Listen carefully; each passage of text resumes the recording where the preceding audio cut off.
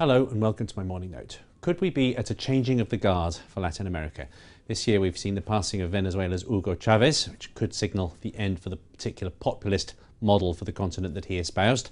And we've also seen the arrival of a new president in Mexico, Enrique Peña Nieto, who's brought with him a lot of optimism that the what you might call the Washington consensus model that he's associated with could now begin to work for Mexico. Is there really a change coming in Mexico? With me now to discuss this is our Latin American editor, John Paul Rathbone. Thank you very much for being here today. Let's start by looking at a rather startling chart which shows Mexico's stock market performance. This is according to MSCI, going back to November 1994, the eve of its great currency crisis. You can see that at this point it's actually outperformed both Brazil and the USA. How has it managed to do this?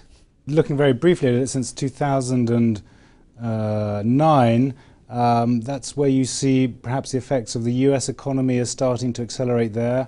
It's post-financial crisis, so you've got lots of liquidity flooding the world, and Mexico has basically got a bulletproof macroeconomy. What Peña Nieto's arrival does is put a question over increasing productivity in the microeconomy.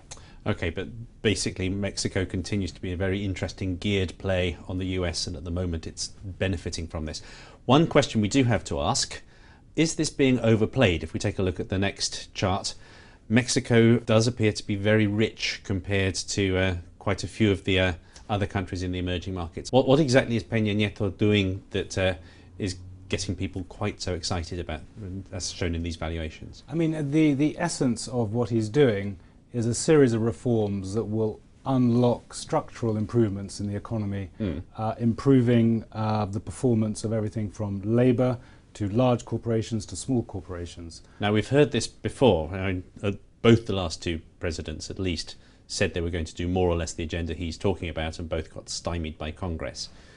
Can we be confident that this time it's actually going to happen? Well, you can never say ever in Mexico or now, but Peña Nieto is showing, if talent is making things look easy, he's come out of the gates running very fast.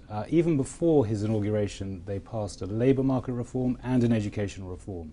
And the congressional, you do the congressional maths, and he has the majority, as long as the centre-right PAN joins him, to get the two-thirds majority needed to pass constitutional reforms that are required for energy reforms. Which speaks very well of the PAN, given that it was Peña Nieto's pre-party which rather stymied them during their time holding the presidency.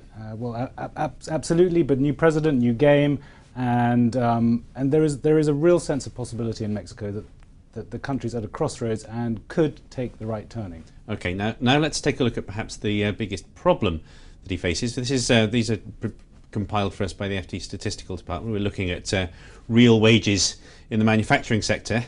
If you're an average Mexican looking at all the fiscal orthodoxy that Mexico has very impressively maintained over the last decade, you really could be excused for asking whether it was all worth it compared to the more expansionary way that Brazil has behaved. Do they have the time to make these reforms work if they can't get those real wages to rise? Well, this graph for me encapsulates why foreign investors are so bullish about Mexico, while Mexicans are quite scornful about the idea. They don't feel good. Whereas in Brazil, the ebullience was supported by this huge creation of an amplification of real wages at the lower level. This is the real question in Mexico. In a way, it goes to the heart of economics and textbook economics. It's got a stable macroeconomic platform, which is a sufficient but not necessary condition for growth. The next step are the structural reforms that will increase growth, increase employment, and ergo real wages. In Mexico's favour, during these years, it's absorbed 1 million workers every year without real wages falling. So it could be worse. The counterfactual could be worse. Okay, JP, thank you very much indeed. In conclusion, this is a fascinating test case. It doesn't look as though the Washington consensus for Latin America is ever going to have a much better chance to prove itself than it has in Mexico. Now we simply have to see whether Enrique Peña Nieto is a good enough politician to make it work, and whether he can really deliver extra wealth for Mexican workers.